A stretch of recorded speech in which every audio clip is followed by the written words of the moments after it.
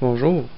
Aujourd'hui, je vous fais une présentation de ce que j'ai reçu, que quelqu'un m'a donné. J'ai eu un super disk drive par Imation. Donc, il était dans un boîtier avec cette coque en métal et ce petit adaptateur IDE vers USB.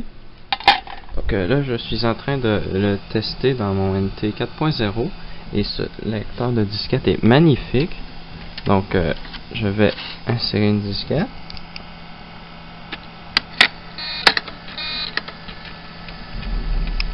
Et ce lecteur de disquette là va très bien, même bon, il y a l'éjection automatique et franchement ce que je suis surpris par ce lecteur là, c'est sa vitesse.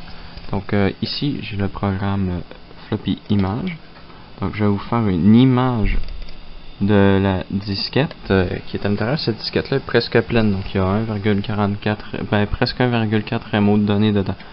Donc je fais un deuxième fichier test. Voilà. Donc je vais démarrer et regarder à la vitesse que ce lecteur va. Il va à 100 quelques KO secondes. Le lecteur de disquette que j'ai qui va le plus rapidement, c'est maximum 60 KO secondes et d'habitude c'est environ 30 KO secondes en lecture. Donc ce lecteur là va franchement très vite. Mais pour l'écriture par exemple, il va à peine un peu plus vite qu'un lecteur normal, environ 30 KO secondes. Ceux que j'ai vont entre 20 et 25. Donc c'est marginal, mais franchement ça écrit tellement, ça lit tellement vite que ça fait sauver tellement de temps que c'est sûr que je vais installer ce disque là dans cet ordinateur là. Mais pour une raison qui m'échappe, je vais être obligé d'enlever le lecteur de disquette 5 pouces écart malheureusement, puisque il ne détecte NT 4.0 ne détecte que ce lecteur comme lecteur de disquette. Il ignore complètement celui qui est branché en B. Donc je vais devoir les enlever, mais c'est pas si grave parce que bon, j'ai un lecteur de disquette 5 pouces écart ici. Donc c'est pas énormément grave. Donc malheureusement j'ai pas de disquette de 120 MO, mais franchement je suis surpris de la vitesse que va celui-ci.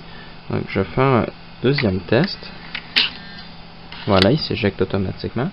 Et prendre une disquette de 720 KO.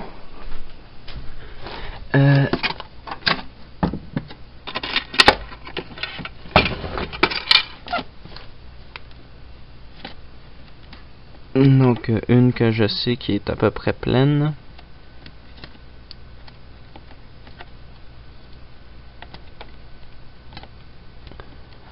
Désolé, c'est un peu long, j'ai beaucoup de disquettes. C'est pas toujours facile de trouver ce que je veux. Voilà, je crois que celle-ci fait les 720 KO.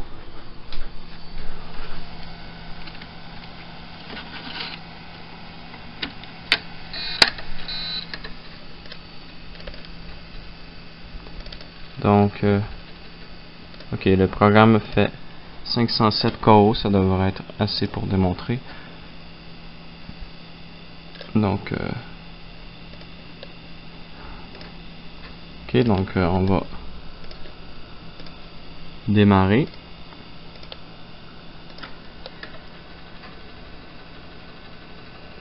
On a un 50 KO secondes, ce qui est pas si pire non plus. Franchement, ça fait économiser beaucoup de temps. Donc, franchement, je suis vraiment surpris de ce lecteur-là. Je pensais pas qu'il était aussi bien quand même. Ce qui est dommage, c'est que ça allait pas marcher, les lecteurs LS120. Franchement, si j'aurais été à cette époque-là, je m'en serais acheté un. C'est vraiment un très très bon lecteur de ce que je peux voir en ce moment. Le seul problème qu'il y a, c'est que vu qu'il marche en ATA, donc on le branche en IDE, donc il faut le mettre en maître ou en esclave, donc ça prend un port IDE inutilement, mais franchement, c'est très très utile. Donc l'installation est terminée. Donc j'ai mis le lecteur de disquette ici. Il a fallu que j'enlève tout le reste puisque ça fonctionnait pas du tout avec. Donc ici j'ouvre le panneau latéral. Donc